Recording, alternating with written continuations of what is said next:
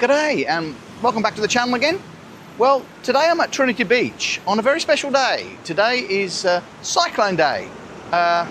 Moderate risk of getting a cyclone today. There's a tropical low out there just off the shore from Port Douglas, and we're supposed to be getting lots of rain, but it's not really raining at the moment. We had a bit of rain last night, probably about 26 mil I think we got in the rain gauge, but at the moment it's quite still.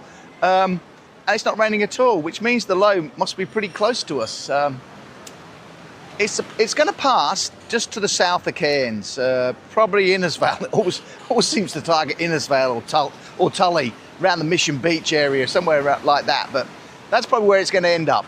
I don't think we're going to get that much rain. They have got a severe weather warning on Cairns and Port Douglas and down south. And a bit further north up to Cooktown, I think, for severe rain and flooding, but it's not raining at the moment, as you can see. So I'm at the intersection, that on the Esplanade, and I think it's called Trinity Beach Road. I think that is the name of the road, even though I haven't seen a sign with that written on. I'm opposite the beach house and Lunico's. So what I'll do is I'll spin us round and. I'll spin this round, and we'll go up to Tuk Tuk. And what I'm going to do is I'm going to have a chat with Brett Olds, the Deputy Mayor and Councillor for Division 9, which is the beaches from Trinity up to Ellis Beach. And we're going to chew the fat and see what's going on. Do a run of the beaches from Ellis down to Trinity, and we'll see what's going on. So bear with me, and I'll spin us round, and we can go for a walk. I'll show you the beach. I have to show you the beach while I'm here. So I'll show you the beach, and then we'll go up to Tuk Tuk and have a chat with Brett. Okay, so see you in a minute. Okay, so there's Lunico's over there. This is the Esplanade. So that's Lunico's. And there's the beach house. And we're going to go down there to Tuk Tuk, which is the other end of the beach house. So I'll just go and have a look at the beach while we're here. Now it's incredibly still, considering we're supposed to be getting a tropical low or a moderate risk of a cyclone. But the low's pretty close to us now, so I don't think we're going to get a cyclone. But let's just wander down, have a look at the beach. Tide's in, obviously. Now when the cyclone comes over, or tropical low, it's a fairly intense low pressure system, so it tends to raise the level of the water.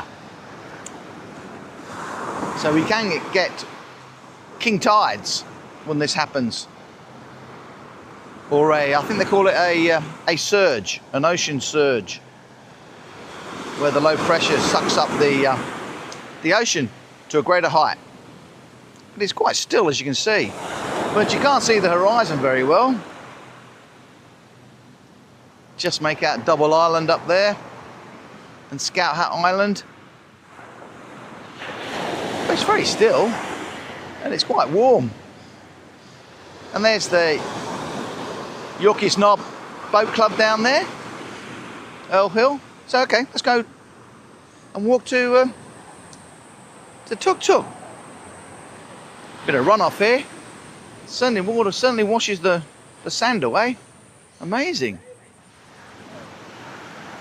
Okay, so let's walk to Tuk Tuk.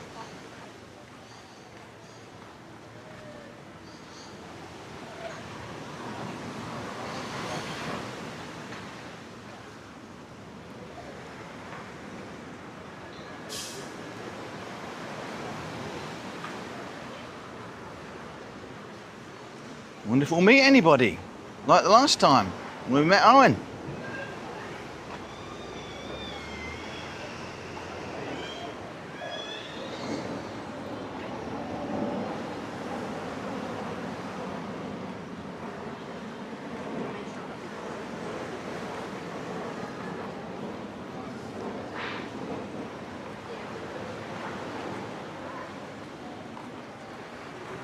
This is the stuff that they're putting at Palm Cove.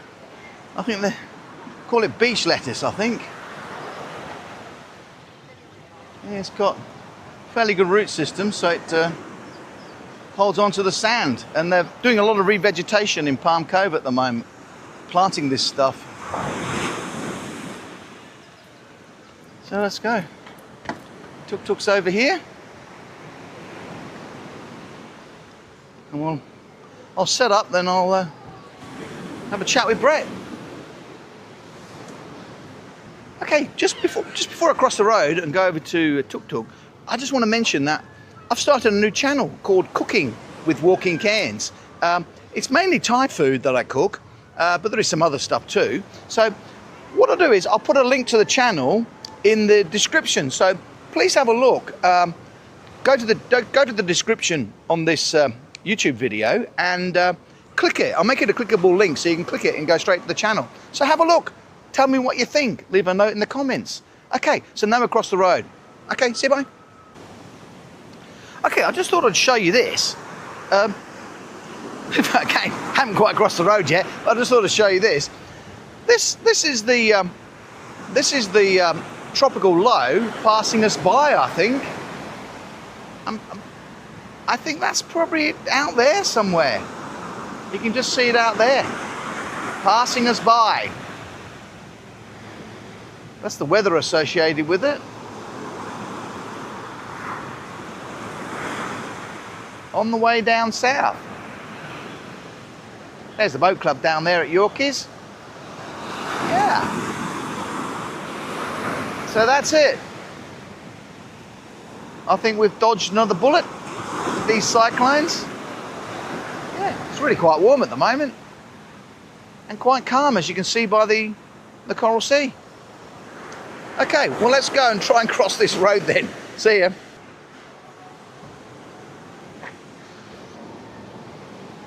Just about to cross the road and there's a car coming. And they started their breakfasts, as you can see. Here's the breakfast here, and gelato coffee. Wednesday to Sunday, 7 till 11. Tuk breakfast. Okay, so see you in a minute. Hey, and welcome back to the channel again. Well, we're here at beautiful Trinity Beach, and we're in Tuk-tuk, the restaurant where we had the chat with Justin the other day, and yeah, today is cyclone day. We're actually supposed to be having a cyclone today, or a tropical low. It's supposed to hit the coast just south of Cairns. We've had a bit of rain, but not that much. I only had about 26 mil in the rain gauge this morning. But yeah, but it's humid and the temperatures drop. It always drops when it starts raining. Well, I'm here today to have a conversation with Brett Olds. Everybody knows Brett. He's the Deputy Mayor. Say good day, Brett. G'day, guys. Good to see you. Good to be here, Steve. Yeah, nice Thanks to see you for again, inviting me. mate. Yeah. Okay, so we haven't had a chat for quite a while, so I thought what we do is we do like we did last time. We just roll down the beaches. Sounds good to me. Yeah, we'll start at Ellis Beach. I've got a couple of things. It's supposed to be basically the surf lifesaving, the new clubhouse, and the most expensive footpath in the world, the Wangetti. The Wangetti Trail. Yeah, well, as they used to call it, the Wrongetti Trail, as Bree James likes to call it. I've got good news on both. So at Ellis Beach, we've got, we'll start at the very north, the Northern Car Park. So we've started work there. You probably have seen it. I've seen it, Closed off. We're sealing it. We've wanted to seal that for years and years and years. We got some disaster funding after Jasper to fix up Ellis Beach, and we've topped it up. Council has with ratepayer money, and we're gonna seal it. Now, our intent is to get day trippers back up there on public transport. Translink aren't keen to add the Ellis Beach back. They used to take buses out there in the 90s, so you can get people going to Ellis Beach. And I'm like, with the Wangetti Trail happening, with the new clubhouse and everything else, it's going to get busier. You got the cafe out there doing wonderful things. We're going to need public transport out there at some stage, but they wouldn't do it until it was sealed. So now it'll be sealed within, I think, the next 2 weeks, 2 or 3 weeks. It'll be done, the job. And we're putting a footpath along the front with a bridge over. It's called Spring Creek there, just to the south of the car park there. So we're going to have you don't have to walk on the road, because people that parked in that park now, if they wanted to go to the cafe, they had to walk across the highway in dangerous spots and walk along next to the road. That'll all be done 2 or 3 weeks from now, totally done, which would be fantastic. If you go a bit further south, you've got the new life-saving hut. Now, the clubhouse, they told us it would never happen. Years ago, I got elected in 2016. I was the president of that club in 2017 and 18. We got Club of the Year, actually. The first club north of the southeast corner to ever get Club of the Year. Wasn't because I was the president. It was because people like Rachel Weinberg, Hamish Jenkins, who's the current president, these guys ran awesome programs through our club. But our little club, little engine that could, we got the Club of the Year, which no one ever expected. We got the new clubhouse, which everyone told us would never happen, on the right side, on the correct side of the highway, on the east. It's on the beach. That's going to be magnificent when it's finished, isn't it? It's going to be beautiful. What a view, having a few beers out there. Well, it'll be the only place in Cairns you can have a beer and a wedding on the beach. Right on the beach, amazing. The yacht club just to the south, you can have weddings on the beach too, but this will be a proper clubhouse right there. So, no, that'll be open, I think, in late May. So that'll be roofs on as of probably 6 weeks from now, but it'll be open, hopefully late last week of May, first week of June, which is absolutely fantastic. I can't wait to go out there. We've already been out there and had a beer, had a slab party when the slab got laid, but so that's fantastic. The Wangetti Trail, I'm on the committee that looks at it all. It's a state project, of course, not a council one, but our council officers and myself are on that steering committee, and the plans they've got, they are going to fix up that 7 or 8 kilometres right now because it just washes out every time it rains real hard. It was never built properly. That's why they termed it the Wangetti Trail.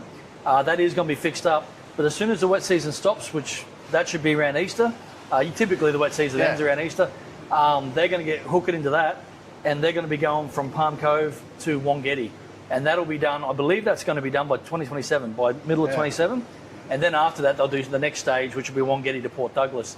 But I noticed they're building a huge retaining wall or something where the club's being built. Is that to stop I made a comment when I did a video. Is that to stop the rocks coming down and knocking the club over? No, it's got nothing to do with the club project. But that is to stop the rocks coming down and everything. But that's to protect that bridge for the Wangetti Trail right there. Right. But it'll also give protection to the club. But that's not being built because of the club. That's separate projects, and it's just after Jasper. But we hadn't started the club, and then Jasper happened, and everyone was like, oh no, what's going to happen with the environmental things now? They've covered off all the environmental impacts, and it's going to be fantastic. So it's going to be brilliant. Ellis Beach in the next few years is just going to get busier and busier. We're going to need public transport back out there, and it's the most beautiful beach in our region, I believe. I think it is too. Yeah. I quite like Clifton Beach though. I think Clifton's a good beach. I love all the beaches, but they've got a nice wide beach there. But and Ellis is pretty beach. Clifton and Trinity they go deep real quick. When you go out, Ellis Beach is flatter as you go out. Yorkeys Knob is actually a beautiful beach too. It is. But not many people go there. But it's a big wide lot of sand, and it's flat going out. But the kite surfers love it. I think Kauara's a beautiful beach when the tide's out. It's really nice. If it wasn't for all the crocodiles in Deep Creek and over at Trinity. But no, I lived at Kauara for 6 years and I absolutely love it. I used to go out paddling there because it's so shallow for a long time as it goes out, the gradient, it's flatter. So when you go paddleboarding or kayaking, that's the place to go doing it on your surf ski. Okay, let's move on to Palm Cove. I noticed they're doing some revegetation. Is that this beach lettuce, is it? Yeah, it's the beach lettuce. So because we've got irrigation there, and in a second when we talk about Kauara, people say, why can't we get the same treatment? I've got good news coming up. So what we're doing there, the best thing to stabilise shorelines, because you always get coastal erosion, the last resort is man-made infrastructure. Sheet pylons or concrete walls or rock groins. That's the last thing you want to do. What they found around the world, in New Zealand and other countries, is vegetation. Yeah, vegetation works well. Putting the right vegetation there. So that's what we're doing. We've taken some cuttings and we've put that beach lettuce. And you'll see, I think there's 4 or 5 locations that we've got bunted off at the moment. But that's all that is. And we're going to do that at a few of the beaches because that's your first line of defence. Let's try and hold the sand there with the root systems of these plants. And who doesn't love how good the Palm Cove Beach looks and Trinity Beach? It looks nice. Beautiful, And what about the toilets? How's that progressing? Down the south end. Down the southern end. They're in the books. They're in the budget papers. I think in year 2030 or 2031, which is too far away. It's miles away. We need to Can't hold it that long, Brett. No, I know. We need to bring it forward. But what we also need to do as a council. Last time I talked to you about the $500 million worth of outdoor adventure that's happening between Smithfield and Ellis Beach. Because that's coming, there's going to be 300,000 to 400,000 people, probably 500,000 people more coming to the northern beaches every single year. They're going to come out to Palm Cove and Trinity Beach for restaurants, and they're going to need to use bathrooms, footpaths. So we do need to bring that forward. But what we also need to do is work out what we're doing with Williams Esplanade. We need a traffic survey done. We've done a master plan. but it never came out with you and I have been talking about this for a couple of years about then there's Palm Cove Vision out there that wants to do a promenade 100% of the time, but close it not for the weekends or for a Friday night once a month or something. There's all these options, but if we were to one lane it, where could we put the park and rides? Where could we take, if we took car parks away, where could we put them?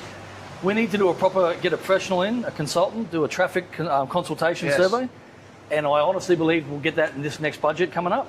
It's not, we haven't voted on the budget yet, but that's what I'm pushing for. Let's give that a look. Let's find out exactly what's option A, B, and C.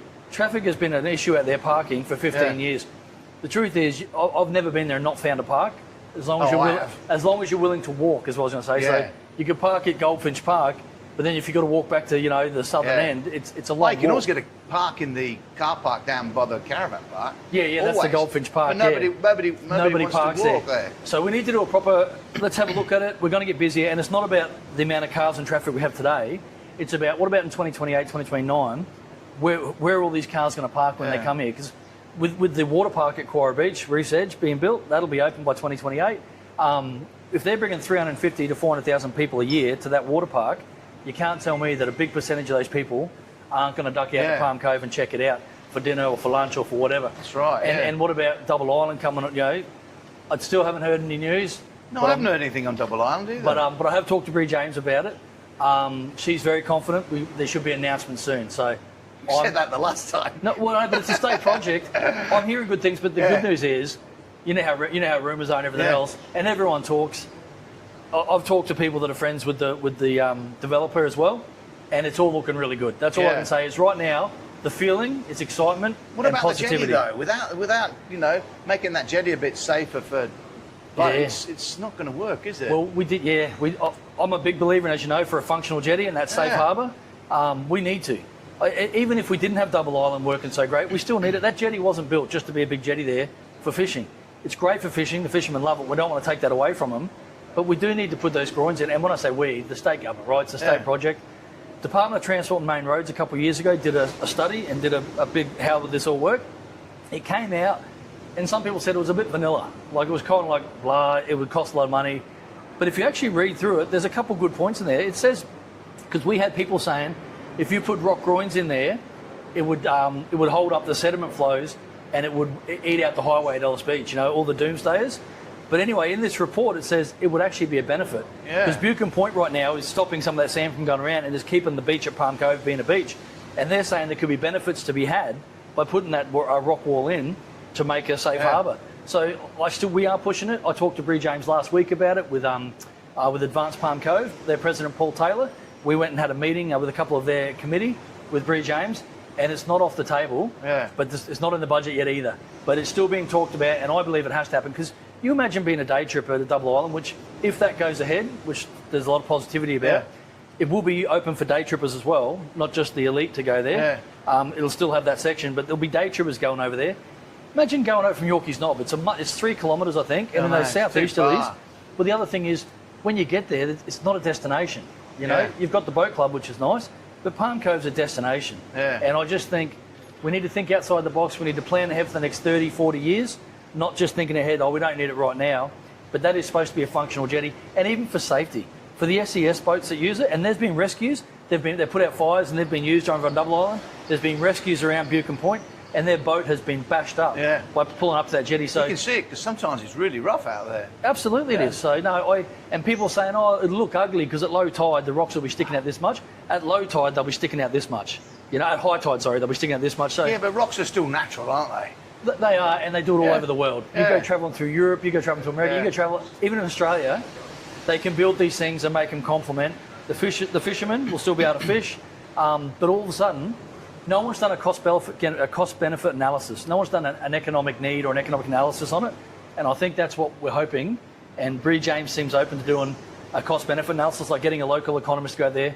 If we had a safe harbour, what other businesses could start here? What could that mean to Palm Cove and to the Cairns region? And once you look at that, because right now they're just saying a rock wall costs 60 million, we haven't got the money. It's like, no, it's not about what it costs. What's the benefit if you spend that over the next 50 years? Because you might have charter boats then that could, you'll have a couple moorings in there. Charter boats that could start businesses go there. You might get the reef boats back in, You might even get cruise ships pulling out in the next 7 or 8 years behind Double Island, parking safety from the wind, and getting a short 1 kilometre tender into Palm Cove. Imagine hiring an e-bike and you can ride the Wangitty Trail to Ellis Beach and have lunch, or you can go to all the shops at Palm Cove, all the restaurants. We got to look at what is that economic, what's the cost-benefit analysis, and I honestly believe we'll get that from the state while we're doing our traffic. We don't want to mess it up. You only get one chance to mess things up, right? And right now, I think we're behind the 8 ball in Palm Cove. It's a beautiful place. It's a jewel in the crown, but it's been a few years since it had some TLC. So if you want my opinion of Palm Cove, after doing all these YouTubes and everything, the place seems to be dying. It's withering on the vine. We've got 12 closed businesses in Palm Cove. 12. I know, and it's got this. I mean, I don't want to sound negative, but that's one of the points I was going to bring up with you. It's got the smell of death about it. You know, if you look at all the businesses that are closing, and when you first come into Williams Essenard and you see that chill place, that's an eyesore. Can't council do something about that? No, we can't. Well, this is the thing, we've been copping grief from real estate agents in the CBD because their neighbours looks dilapidated. We just had a big meeting about it Wednesday. Do we have a stick? What's the carrot? We've tried the carrot approach for years to incentivise people to have some beautification. No one took it up, and we've done it many times over the last 12 years. We don't have a big stick because we have to follow state policy as well. You can't, and this is the other thing I tell people all the time, be careful what you wish for.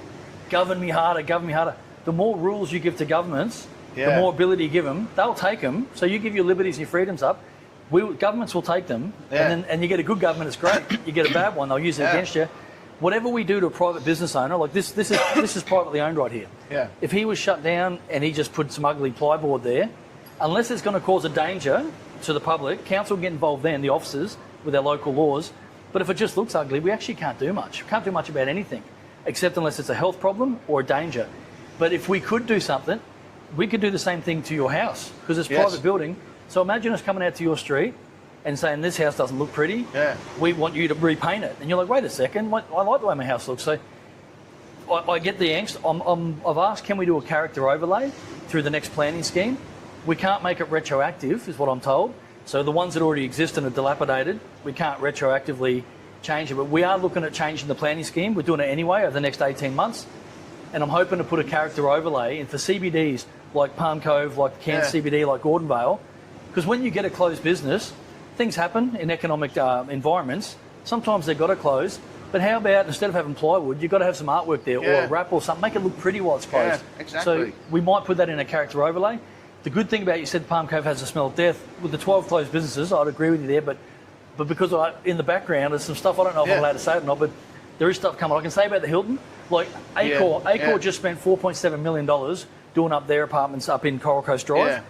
You got the Hilton. I think they're spending $14 million. They've taken over the Grand Chancellor. Having a big name like the Hilton coming to town, I can't tell you how huge that is. They bring all their marketing power with them. They will be advertising Palm Cove. They'll be advertising that. You know, they're not a body corporate. They are a Hilton. Well, that's the other thing that's killing Palm Cove is the body corporates, I think. You know? It is a big issue. It's a big issue. Airbnb's a big issue up there too. I think we've got 600, 700 of them up there just in Palm Cove. They hurt the accommodation providers. A lot of people that go Airbnbs, and I use Airbnb when I travel too. I'm not against Airbnb, but people that go stay in Airbnbs, they go out to a supermarket and they eat at home rather than going out to a restaurant. So it kind of has these knock-on. Airbnbs, in my opinion, and this is something we'll have to address through the next planning scheme too, but in my opinion, they should only be in tourism areas. They can't be in residential areas. Like it's not fair. It's not an equal playing field between a hotel and Airbnb either. These guys have to have smoke detectors. They have to have all their accreditations. But what I was going to say, the other big thing is there's another buyer in town who no one knows about just yet, and he's bought a couple of properties, and I won't say where they are, both in Palm Cove, and he will be building another hotel as well. So we're going to start having more room nights. I think you'll find we're on a trajectory now. We've been treading water going backwards, having the smell of death, I guess, as you say, for a long time now. It's particularly that, I mean, you see some of them vacant, but it's particularly that chill one. I mean, it stands out like dog balls, as they say. It does. It hits you right in the face, and it's falling to bits. All the decking's falling to bits. It's just an eyesore. So really. council can't come in and force the body corporate there to do anything. They need to fix it up and lease it out. And they should want to do that too. The people living there. But I don't understand why it hasn't been. It's been closed for a long time. Over 2 years, 2.5 years. Yeah, it's probably one of the best, if not the best, positions in Palm Cove, and it's vacant. I just don't understand. Back when I was a kid, back in the 90s, when I was 18, 19, 20, We used to go to Palm Cove. It was a vibrant, bustling village. It was awesome. And the sexy end was the northern end. That was the real pretty end, and the southern end was there. And then when Tony Manuela took over the Chill Cafe, that over the years, I think they had it for 13 years. I forget how long they had it. They kept expanding, and they ended up making that southern end the real beautiful end. Like it was awesome. So it can change. It'll come back. I've never been more optimistic. A couple of years ago, I was kind of like, what can we do to help this out? Because, you know, councils and governments don't build regions. We facilitate the private sector to build regions. But it's like, what can we do? But it just seems, how you doing, mate? It just seems now things are going off. And I can tell you there are investors coming into Palm Cove, putting a lot of money into Palm Cove. So I think you'll find over the coming years we're doing this. But this is why we've got to strategically plan for what's coming and be ready for it. Because right now we're already behind the 8 ball a bit. If we do nothing for the next 3 years, we're going to be so far behind the 8 ball, that'll be terrible. So, no, Palm Cove, I understand there's 12 closed businesses. I think Cairns in general, the whole region, which I might get to if we have time. Cairns is... We've got billions and billions, like between $5 and $7 billion, hopefully, over the next 6 to 7 years, coming into Cairns in the form of the hospital, the common user facility, the PDA, which is the Priority Development Area down in Mount Peter, the SDA, which is the State Development Area, which we've heard nothing about since 2018 until 2 weeks ago. We heard the Coordinator General up here. That's about to kick off and break dirt. We've got Woolworths being built over here, which we'll get to in a minute. Cairns is in a really good place for the first time in probably 20 years. So here we are. It needs to We've been treading water and we're about to shoot. It needs to be, because you walk down, there's only pretty much two streets. You walk down Shield Street and you walk down the Esplanade. They seem to be doing okay. But outside of that, the place looks like it's like Palm Cove. It's like it's dying a bit, you know? Well, the CBDs have been having trouble. All over the world they're having trouble, and all up and down the east coast of Australia too. The government services, remember they moved a few years ago, they took them out of the CBD and they put them out off Draper Street. So that kind of hurt. There's been a few other things, but there's CQ University are still looking like going ahead. Yeah, it's still going, I think. So they get students back in there. Once you bring people in to a city, or people, I remember this place here for years when they built this building. Everyone called it the White Elephant. Trinity Beach has lost its vibe. It sucks, this and that. And I said, you got to wait until humans are back. Once people are here, no one complains about the look of the building now because it's always activated. we need to find a way to get people on CBD, and it's not just up to council or the state or the feds. Those private landowners that have their closed up shops that just aren't leasing out. But even this building we're standing in now in Tuk Tuk, you know, in the beach house, that was vacant for quite a while, wasn't it? That's what I was saying. They called it the White Elephant. People hate it. It's ugly. We hate it. No one noticed it now. It's pretty because the people are back. It's activated. Once things get activated, and I think the CBD is going to have its heyday as well. We have itinerant issues in there. We have lots of closed shops. I don't know how to fix that because they're private buildings, privately owned. And you don't want government. I'm a big believer in smaller government. We need government. We need to have healthcare. We need to have borders. We need to have education. We need to have government, right? And policing, all that kind of stuff. But you don't. The more powers you give government, the more they will use them, and they'll use them against you. So, especially the bad governments. Yeah. So just be careful what you wish for sometimes. But I think there should be some more civic pride by these private landowners. They should want to mow their front easement. They should want to make the front of their shop look pretty. There seems to be. I don't know whether this is right, but there seems to be a lot of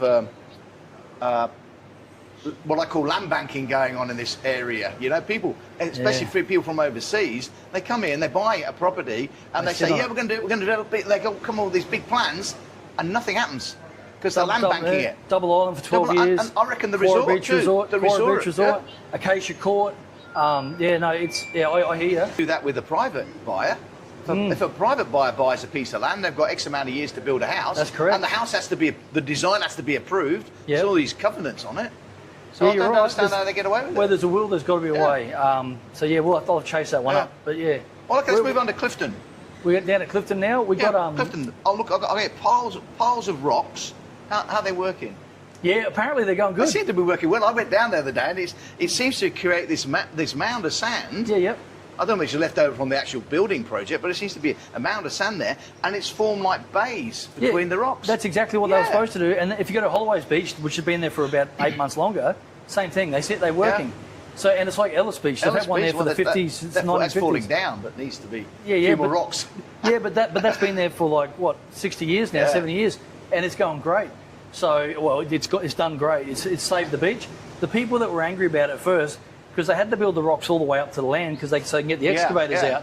And everyone thought, I can't walk along the beach, you've made it. It's like, that's not how it's going to be. Go look at Holloway's. That's what they look like. So There's a lot of complainers up here, Brett. but that means they're passionate, which I don't They are mind. passionate, I don't yeah. mind. But what I do love is the fishermen, the kids catching barra this big off those rocks, Yeah. and even men saying, like grown-ups saying, "Oh, we love fishing off those rocks." So Yeah. they're good I for the thought they fishermen. would. They're good for the beach. Yeah. And like I said to people all the time, if we didn't have to do it, we wouldn't have spent the money. Like the Exactly. state, the feds, and council all went in on that, and it took years to plan. But if we didn't want to spend that money. But that's to protect the beach so your kids and your grandkids Yeah. can enjoy it like we've enjoyed it. I've enjoyed that beach since 1989. You can't keep spending millions of dollars putting sand there, and No. then the next day it gets washed away. Well, this is the thing, I know, but it's and people get so angry at that too. But imagine if we didn't put the sand there to Yeah. wash away, it just keep getting. So it's that catch-22. There are a few places I think where they accidentally cut the irrigation lines. Yeah, So I saw one that. of the water fountains in the middle one, the middle rock wall, the water fountain's not working. I've put CRMs in. That should get fixed. They need to replant the grass there as well. Yeah. But again, you need the irrigation fixed so you can water the grass. So across from the Chill Cafe, the new one at Yeah. Clifton Beach, at the St John's building there, we want to grass that, make that look good, and that's the southern one. The middle one we need to regrass that. The northern one's looking pretty good. Yeah. But yeah, there's still a little bit of work there, and there's a traffic island that got taken out, and it wasn't in the budget to put back because they were just going to let the road be straight. We had a lot of complaints, and a lot of the people who lived there wanted that back. So we worked with them, consulted with them, and we're going to put it back. But we're just waiting for the next round of money, Yeah. and so that looks a bit ugly. Yeah. But it's going to be put back exactly like it was, with a garden in the middle, Yeah. just to slow traffic down. It's a form of traffic calming. so- Everybody seems to. Oh, how you doing? G'day, mate. How you going? Steve Yeah. will make you famous. So Yeah, Clifton, so people were fishing off the northern one when I've seen them. They don't seem to fish off the southern one. yeah, okay. The middle one or the Yeah, I've seen the southern middle one and the northern one. But I've seen a lot of people fishing off the northern one. Yeah, maybe because they can get a car park down there. I don't know. Oh, maybe that's what it is, Yeah, I yeah. don't know what it is, but Okay, they. the other thing I got here for Clifton is the bike track. What's happening there? Seems to be keep getting fenced off. The It's Northern Beach fenced off- Leisure Trail. No, the bike track. You know the BMX bike track at Oh, Clifton. sorry, yeah, I was it's, thinking. it's all fenced I was off gonna say, again. I walked down there 2 days ago. No, yeah. So it's fenced off the big jumps. So at Evergreen Park, the pump track that was recently built. So World Trail built that, and they put a lot more into it than they got paid for it. But they did it as a love job, and it was awesome. It opened up. Kids loved it. What's happened is after all the rain and a bit of movement, there's some big cracks that have formed. Oh, And we've really? had the same issue with another. The Contour Works built one down at in Brinsmead. They built an even bigger one, and they've had some issues there which have had to fence off. But the good news is both World Trail and Contour Works are going to fix it up. It's just because it's a brand new product, and they tried a couple of different things, And Yeah. when you build stuff all around the world, different places have different conditions. They've both had issues, and they're getting fixed up. So the little pump track's still open. The big jumps with the cracks, I think they're going to have to go down and re-compact it and everything Oh, else. really? It might be a bigger job than. Yeah. It's not just a small job. Would have been fixed if it was small. But both pump tracks are having some issues. The brand new ones. It's not costing taxpayers or ratepayers anything. Those companies are going to fix them because it just is what it is. Yeah. So that's unfortunate, but they're both top operators. They're both here based out of Cairns. World Trail and Contour Works do great. They do great work, and they're working on the Wangetti Trail and on the Smithfield Mountain Bike Park as well. Oh, good. So yeah. Okay, move on. Kuara. Next Kuara beach Beach. in Cook Cove. Yeah. Well, I still have no news on the resort. Obviously, land Yeah, banking. There was a fire there. Love Shack. Yeah, a week ago, 9 days ago. I want that Love Shack back. Well, everyone wants that Love Shack back. But anyway, there's at the moment. Apparently, Benny Wu owns it. I thought it was a little Taiwanese lady that owned it in there. Then I read the paper last week, and they're I trying thought to say. it was a lady, a Chinese lady that owned it. I thought she was Taiwanese. Yeah, but anyway, I'm going to get to the bottom of that because I think the paper might have been wrong how they Yeah, reported. I think they are. Either way, I haven't been able to get in touch with them. I've been Because I told. used to know the guy that used to look after the place. Yeah. Because he used to go to, the kids used to go to the same Craig? school. Yeah. What was his Can't name? remember. He used to drive the Harley, And he used to look after the place. And then he told me a Chinese lady had brought it. Yeah, and I thought that was true, and I think she lives there. So apparently, someone said just walk on there. She'll come chase you with a broom. That's not how I want to meet her. That's kind of the point, that. Yeah. Yeah, that's true too. Council can't force private landowners either No. to do anything, but I would like to meet her and ask her, like, what are your plans? But it seems you can judge people by their actions, not their words, and her Yeah. actions seem to be nothing's happening there. Kuara Beach, even before Jasper, had a lot of issues with erosion. Now, a lot of people that live at and there's a lot of passionate people at every beach. We've talked about this at length before. Kuara Beach has a big long beach and then a big long area of vegetation Yeah. before you get to any houses or any roads or any infrastructure like underground sewage, underground electricity. You've got, there's 50, 100 metres in places, you know, before you get to it. Other beaches like Trinity Beach, at high tide, what do you got? Maybe 10 metres. Yeah. Or over down here, only 1 metre at high tide until you get to the road. So, and this is what Holloway's Beach, Trinity Beach, Clifton Beach, Palm Cove, they get a look in before Kauai Beach does when it comes to spending money and trying to stop the erosion, because we've got infrastructure so close, you have to protect it. Kauai Beach, it's hard. It doesn't mean anyone loves it any less, but you've only got limited budget, right? And so you've got a priority list. But the good news for Kauai is, even though it's taken a long time, we finally got those dead trees moved about a year ago, remember? Yeah. When the change of government came in, Bree James was awesome to work with. Few calls were made. Yeah. Then all of a sudden, a change at the top meant a change at the bottom. Even officer to officer, the council's never had a better relationship with the state government than we've got right now. It's fantastic. Department of Fisheries came out and said, look, yeah, you can get rid of him if you do this and this and this. So we did that, and we got rid of it all. Yeah. I've been working with a guy named Ben Vaughan for about 3 years now. He's affiliated with JCU and a couple other programs, and he's actually in town next week, and we'll be meeting again. The program we want to do there is to revegetate that, a regeneration. Plantings, putting in like post and rail in places to stop people being able to access the beach there, so the beach can recover, and just give areas like, you know, we control the areas they get to the beach, so then it will stop the wear and tear. So all that kind of stuff is happening, and it looks like it's got funding behind it too. Oh, good. Ben Vaughan's done an amazing job.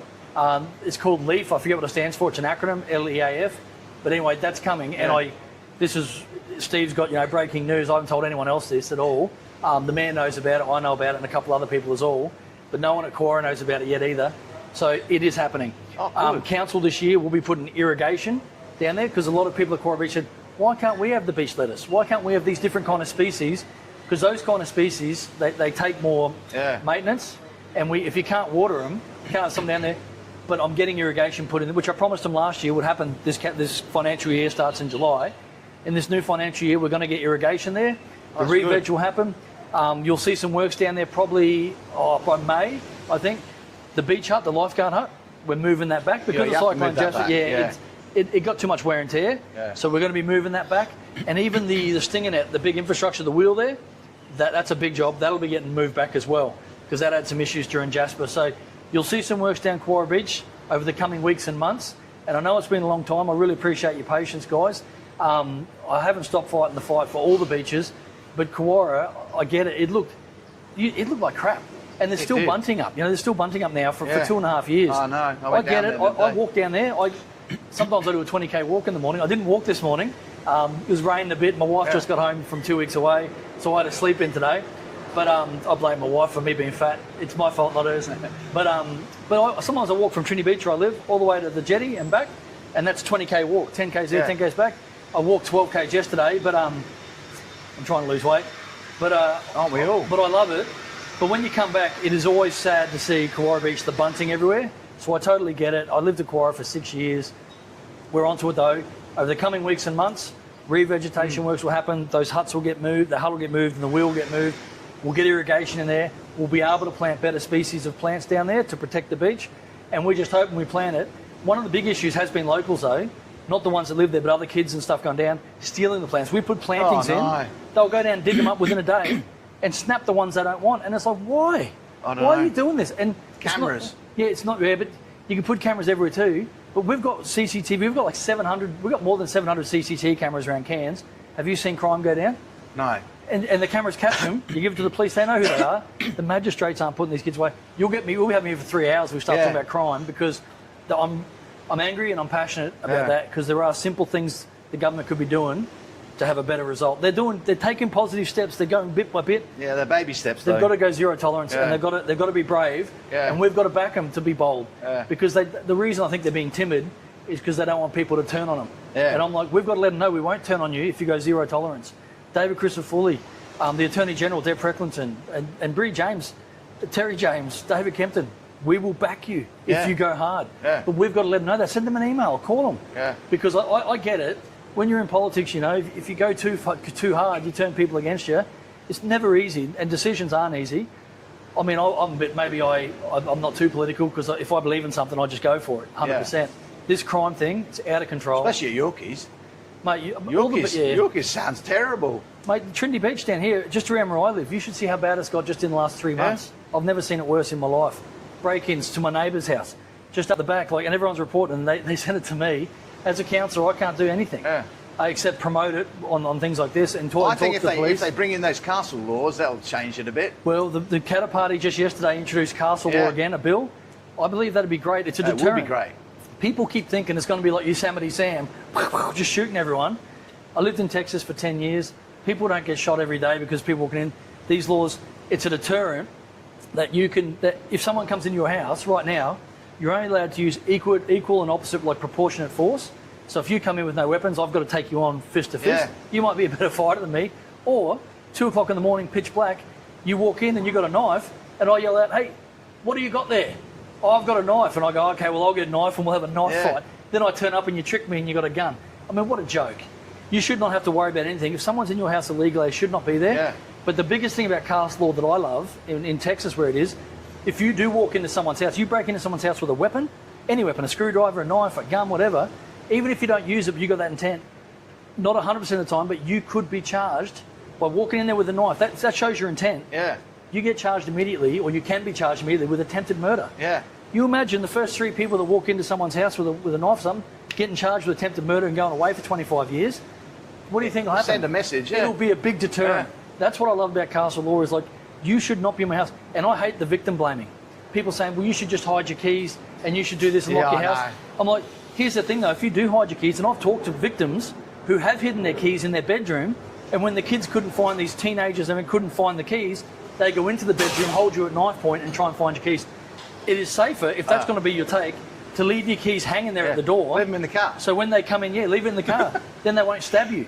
But I'm like, that is not the answer. Stop victim blaming. I should be able to hang my keys in my front door with the screen door, not even closed properly. And I should be able to hang them there and no one should come into my house that's uninvited. I agree. And people say, oh, that's a utopian I think it world. will come in. I think it will come in. Well, let's see, because it's got to be voted in by... Well, the Liberals have to vote in because Labor, they haven't got the numbers on their own.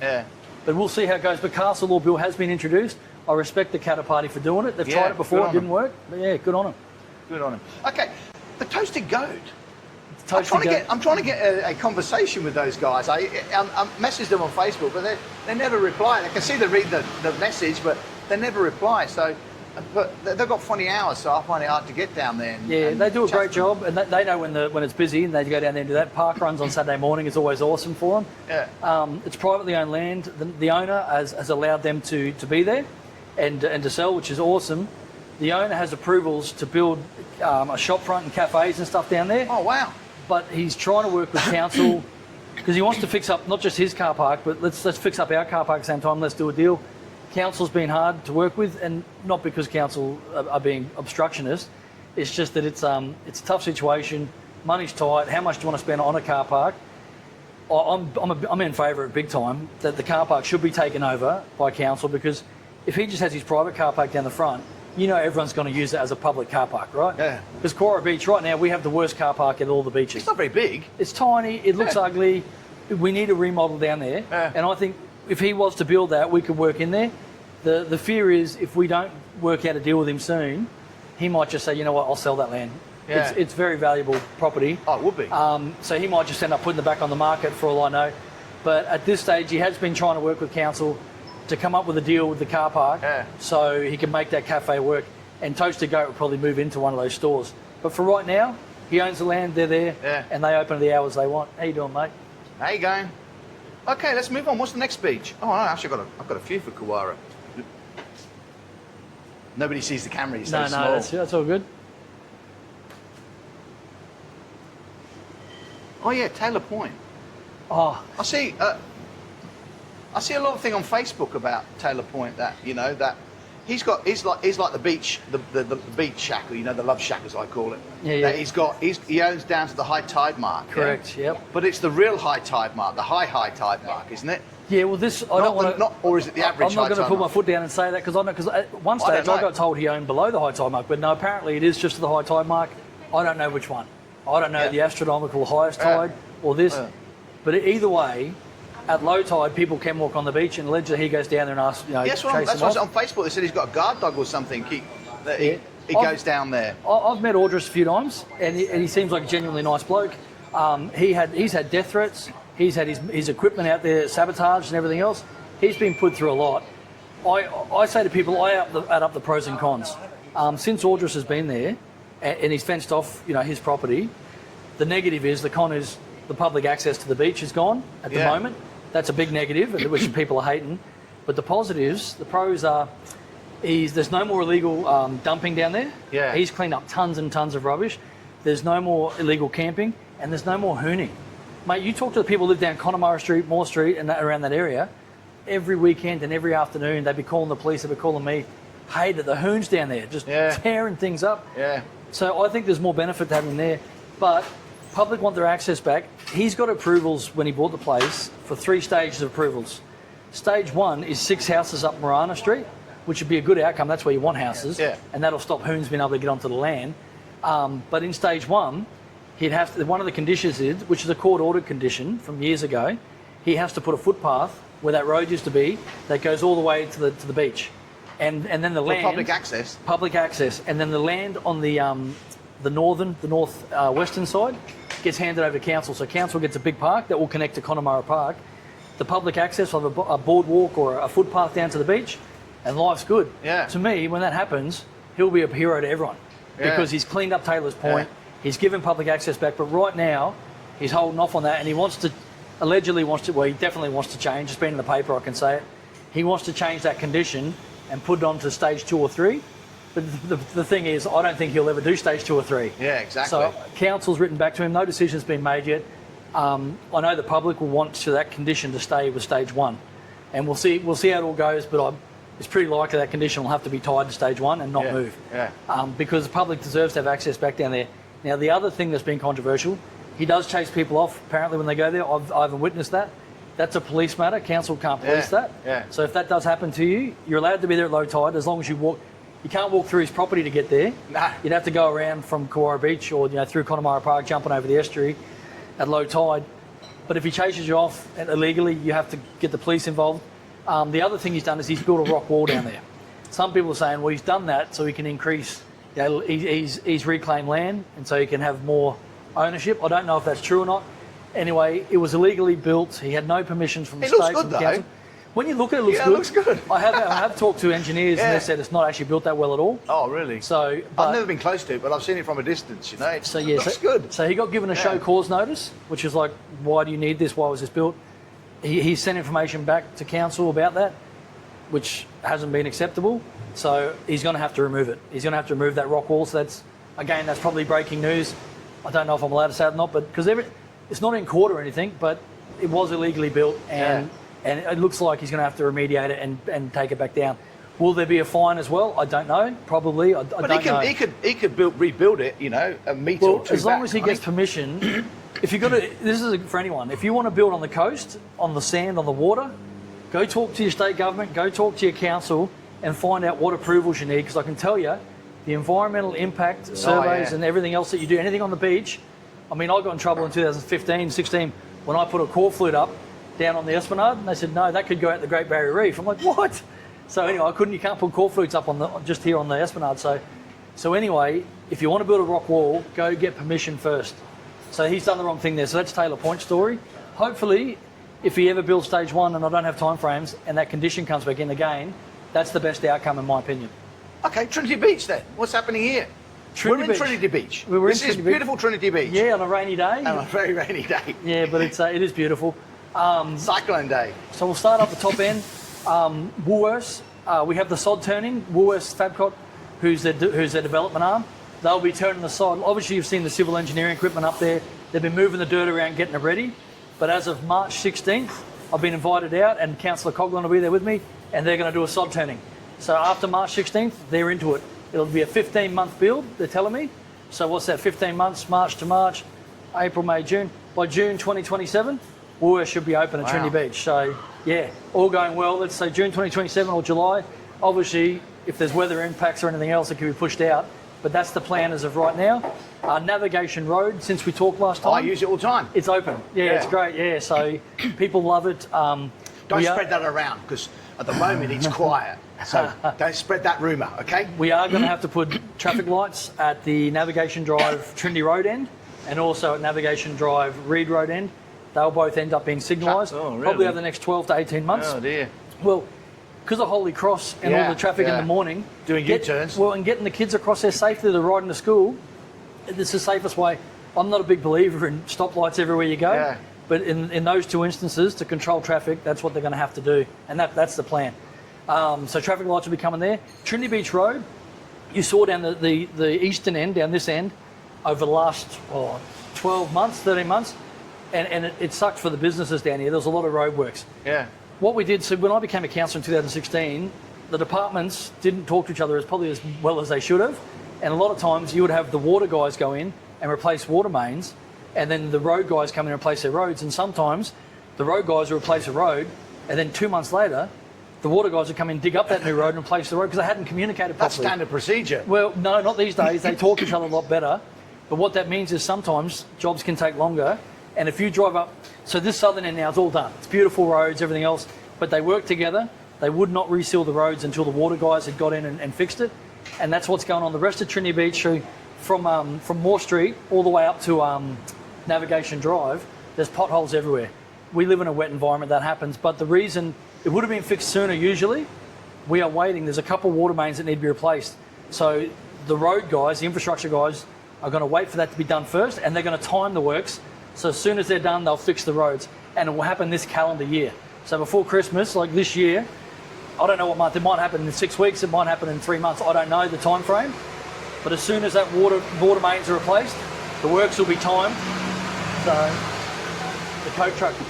So Trinity Beach Road will be totally done this year. It's been in the plan for a while, but again, it's just communication's better.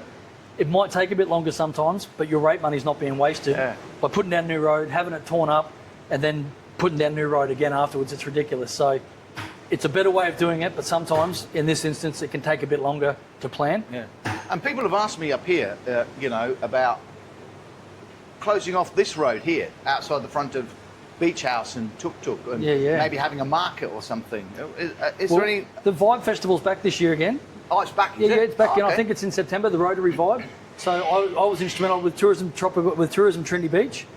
We started this concept years ago, and then they didn't have the manpower to do it, so we got Rotary involved, and we got told again, it'll never happen. You'll never get a craft beer festival down here.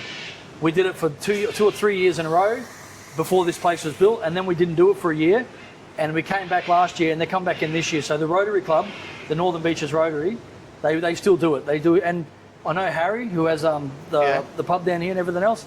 I must have a chat with that guy. Yeah, sometime. well, he's still keen to do a barbecue smoke off, like a big grill off, and closing this down. Absolutely can be done. Yeah. Just needs to be auspiced by somebody, like a not-for-profit, like a Rotary, a Lions, or a Tourism Trinity Beach, or someone. As long as it's auspiced by them, council can work with you to close the roads and everything else. But it just needs someone to drive it, Yeah. And I've got a couple ideas in my head that I'm working with Advanced Palm Cove on for a running event. A craft beer running event, but anyway, it's not even at stage one. It's just a concept in my head at the moment. I've been talking to them about because I think and do it in the off season and the shoulder season when everything's. So this is the time of year they need the businesses need some help. You need some because come the 2nd of January after New Year's until Easter, it's pretty dead up on the beaches, isn't it? Well, that's our dead season. Yeah, it always has been. So we need to think of things to do to invigorate it. And again, it's hard because of the weather. You put on an outdoor event and then it gets cancelled, So it has to be a kind of a weatherproof event, which is why I'm thinking of the running event. Because you can run it in the daylight today, you can run it and people can sit there. But then I'm thinking adding beer in as well, because you've got all these local brewers. You've got the pubs here in Trinity Beach, you've got the pubs in Palm Cove. We've put the Northern Beaches Leisure Trail in at the cost of millions and millions to ratepayers. One of the best projects I've ever been involved in. The activation's amazing. It's on that leisure trail. I want to actually film it. Yeah, do it on a bike, well, on a bike or whatever. Get a drone to follow you. And just film it, because especially the connections that join the suburbs. That's the bit I'm interested in, joins Holloways to Machin's. That connection's not done yet. Holloways to Machin's is Bar Creek's done, but we haven't done Yorkies to Holloways, and we haven't done Machin's to the city. Yeah. That's the last two big ones need to be done. So I might walk it. Yeah. With the camera. Mate, it'd be a big walk, but it's beautiful. It's one of the best projects. I drive the car up to the bit and I walk across the connection and get back in the car to the next one. There you go, yeah. But those connections, they're the expensive parts, right? Building bridges. But anyway, I guess I'm trying to think what else is going on at Trinity Beach. There probably is extra stuff going on, but it's Moore Road. Since I spoke to you last time, the footpath completed. We've done the footpath at Moore Road. We've done the footpath is completed at Viva's Road. That was last year, I think. But these are huge jobs. Yeah. I think Viva's Road is 2.3 kilometres long or something. It's a long road. Yeah. It's not easy. Putting a footpath in there is expensive and it takes time. We've done it. Some people say, Palm Cove hasn't had any love for a while. We've opened Amphora Street, Oliver Street, all the way through. Yeah. So now the buses, and that's where the buses use on market days. But now, if we ever want to get the buses off the Esplanade, they've got a way they can do that. So we've redone the lighting up Cedar Road. We've done the footpaths up Cedar Road. We've done the footpath on Viva's Road, which was an epic job. The amount of money we spend taking care of Williams, Esplanade and Trinity, you see workers out there every morning. You'll see them out here every morning. The council does a bloody good job. It does a very good job, council. Yeah, so and we had all that Jasper. Remember 8away Goldfinch Park? The car park got eaten away. We fixed that. We got onto it. Like, there has been projects. People like to concentrate on the negative a lot of the time, but I'm telling you, we not only are we doing a decent job, and we've got plans with the private industry coming on board. Once Double Island goes off, Wangeti Trail, Smithfield Park down here, which is a mountain bike park, 85 kilometres, that'll be open by I think I don't want to say. I thought it was late 2027. I think by the end of next year, the 85 kilometres will be done. And we need a big trailhead there. That'd be fantastic. It'll be like a minor events precinct or a mini major events precinct there or something. But there's some exciting things happen there. Over $500 million in outdoor adventure. We've probably got, like I said, between $5 to $7 billion coming into our region over the next 6-7 years. The hospital alone is $1.3 billion. Yeah. The common user facility, I think that's just shy of $1 billion. That's not a guaranteed yet, but I'm talking to the feds in the state. It has to happen, right? Yeah. We need that heavy lift machine. That diversifies our economy. And every time the airport, since it's been built as an international airport, anytime they have major investment there, for some reason we seem to have a boom afterwards, our region. They're investing, I think it's 80 to 100 million right now. They're building Skyhaven, they're increasing those tarmacs and increasing the general aviation. Things are happening here, guys. And the freight terminal. Oh, and the freight terminal. And there's some other things I can't talk about yet, way too early to talk about, but exciting things which on their own are a couple $2 billion worth of it. So we are on this precipice where we've been treading water for the best part of 20 years with a couple blips of positivity in there, but we are about to do this. Now, it's up to the state, the feds and council. When it comes to growth, we play a pivotal role. We need to help facilitate this growth and strategically plan for, okay, when this growth happens, like, it's a simple question. Like, you ask someone, how much more business would you like? And they'd say, double. I want double the amount of business. You know, at least, and some might say triple. Then you're like, okay, but you know that business will come in the peak season. So right now, there's no one sitting here. Yeah. You could say, I could fit more in.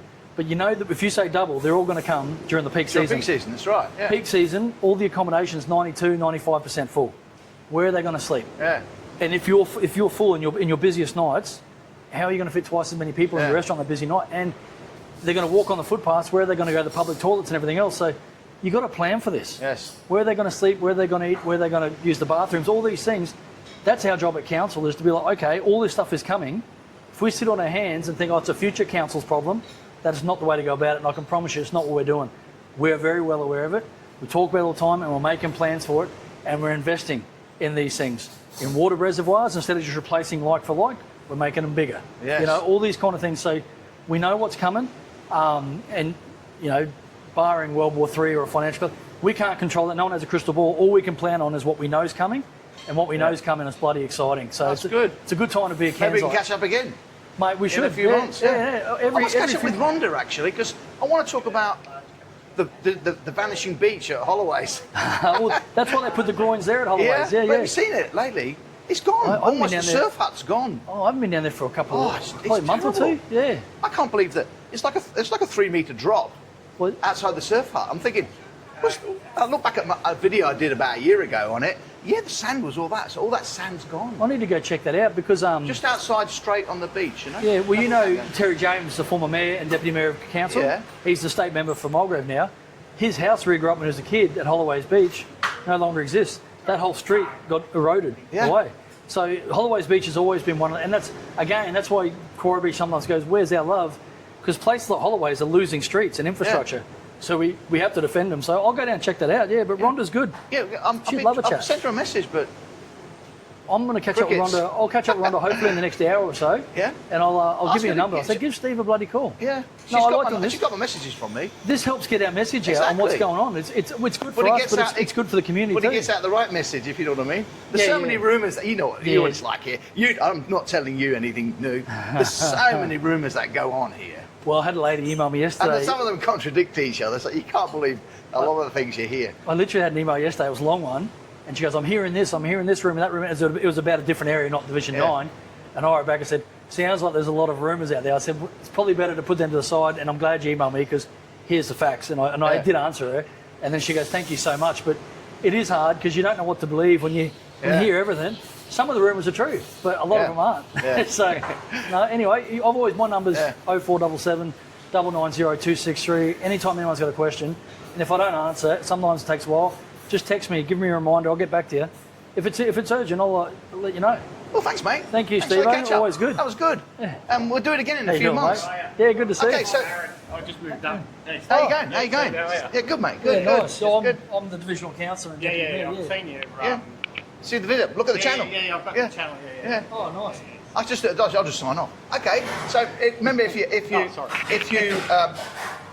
you like the video, please just give it a like and subscribe. And if you're feeling really generous, perhaps you could buy me a coffee by putting your camera on this Q code here. Okay. So until next time, take care.